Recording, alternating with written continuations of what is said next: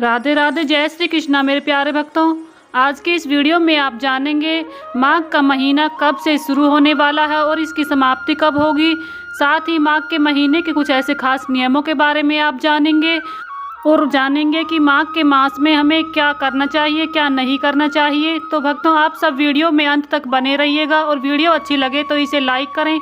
Channel पर पहली बार आए हैं तो प्लीज़ हमारे चैनल को ज़रूर सब्सक्राइब करें और बेल आइकन को भी प्रेस कर लें, जिससे आप सभी को व्रत त्योहारों से जुड़ी हुई संपूर्ण जानकारी देखने को मिलेंगी। भक्तों, माघ के महीने को स्नान दान तप के लिए बहुत ही महत्वपूर्ण महीना माना गया है। माघ महीने में सूर्य देव, माँ गंगा और भगवान विष्णु की पूजा की जाती है। मान्यता है कि इस महीने में पवित्र नदियों में स्नान करने से पुण्य फल प्राप्त होता है। ऐसा कहा जाता है कि भगवान विष्णु और सूर्य देव की पूजा करने से व्यक्ति को सारे पापों से मुक्ति मिलती है और मृत्यु के पश्चात वह मोक्ष को प्राप्त कर लेता है। साल 2024 में माघ का महीना 26 जनवरी से शुरू होगा और इसकी समाप्ति 24 फरवरी को होने वाली है। हिंदू धर्म में माघ महीने को पवित्र माह माना जाता है। इस महीने को लेकर कुछ ऐसे खास नियमों के बारे में भी बताया गया है, जिनका पालन करने से पाप कर्मों से मुक्ति मिल जाती है। माघ का महीना भगवान श्री कृष्ण को भी अति प्रिय है। माघ के महीने में रोज सुबह श्री कृष्ण भगवान को पीले रंग के पुष्प चढ़ाएं और पंचामृत से स्नान करवाएं। माघ के महीने में किसी भी जरूरतमंद को भोजन कराना बेहद ही शुभ माना जाता है। पौराणिक कथा के अनुसार गौतम ऋषि ने इंद्रदेव को श्राप दिया था। जब इंद्रदेव को अपनी गलती का एहसास हुआ तो उन्होंने क्षमा मांगी। गौतम ऋषि ने इंद्रदेव को माघ मास में गंगा स्नान करके प्रायश्चित करने को कहा था, जिससे इंद्रदेव को श्राप से मुक्ति मिली थी। माघ के महीने में इसलिए गंगा स्नान या किसी भी पवित्र नदी में स्नान करना विशेष माना जाता है। इसलिए इस महीने में माघी पूर्णिमा या माघ की अमावस्या के दिन स्नान करने का विशेष महत्व बताया गया है। माघ मास का धार्मिक महत्व यह है कि माघ का महीना आध्यात्मिक विधियों के लिए कल्याणकारी होता है। इस दौरान कई भक्त देवताओं से आशीर्वाद प्राप्त करने के लिए उपवास भी रखते हैं और विशेष प्रार्थना अनुष्ठान करते हैं। बता दें कि माघ का महीना नक्षत्र से युक्त होने की वजह से इसका नाम माघ पड़ा है। इस महीने में पवित्र नदियों में स्नान करने से जातक के सारे पाप समाप्त हो जाते हैं। इसके अलावा इस अवधि के दौरान संगम तट पर कल्पवास करने की परंपरा भी है। माघ के महीने में पूजा के नियम होते हैं। माघ के महीने के दौरान अन्न, वस्त्र, तिल, गुड़, कंबल, घी, गीता, गेहूं, सोना आदि का दान करना शुभ माना जाता है। इस माह में देर तक सोना वर्जित माना गया है।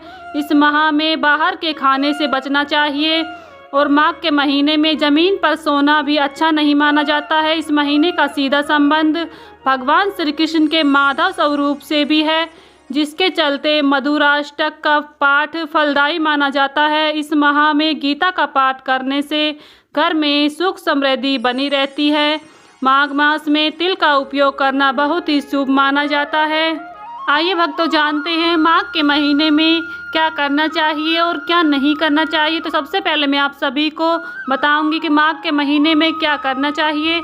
माघ के महीने में पवित्र नदियों में स्नान करें। यदि संभव ना हो सके तो घर में ही नहाने के पानी में गंगा जल मिलाकर स्नान करें। इस महीने में रोज़ गीता का पाठ करने से मन शांत रहता है। साथ ही भगवान विष्णु का आशीर्वाद मिलता है और घर में सुख समृद्धि बनी रहती है। माघ के महीने में रोजाना भगवान विष्णु की पूजा में तिल अर्पित करने से व्यक्ति के सारे पाप तिल तिल करके नष्ट हो जाते हैं। इस महीने में रोज तिल खाने और जल में तिल मिलाकर स्नान करने से भी बहुत सारे पुण्य मिलते हैं। माघ मास में रोज सुबह और शाम तुलसी की पूजा भी जरूर करनी चाहिए। ऐसा करने से माता लक्ष्मी प्रसन्न होती हैं। साथ ही घर में सकारात्मक ऊर्जा का संचार होता है, आर्थिक स्थिति मजबूत होती है। माघ मास में दान, गर्म कपड़ों का दान, तिल का दान करना विशेष फल प्रदान करता है, बहुत ही लाभदायक माना जाता है। आइए अब जानते हैं माघ के महीने में क्या नहीं करना चाहिए।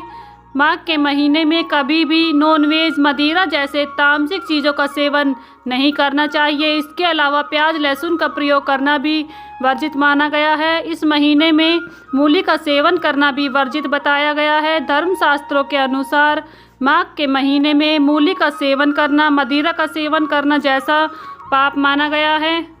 माघ मास में धीरे धीरे गर्म पानी को छोड़कर सामान्य जल से स्नान करना शुरू कर देना चाहिए। सुबह देर तक सोना, स्नान न करना स्वास्थ्य के लिए उत्तम नहीं माना जाता है।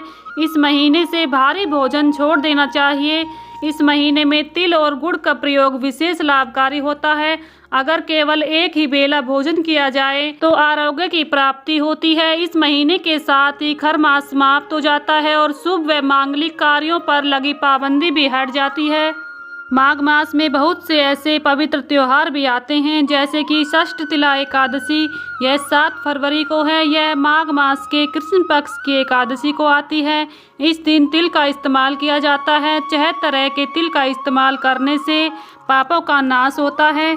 इसके अतिरिक्त मौनी अमावस्या, बसंत पंचमी जैसे त्योहार विशेष रूप से इस महीने में मनाए जाते हैं। तो भक्तों, ये थी माघ मास की संपूर्ण जानकारी। आप सभी को कैसी लगी? अगर पसंद आई है तो प्लीज़ वीडियो को लाइक करें।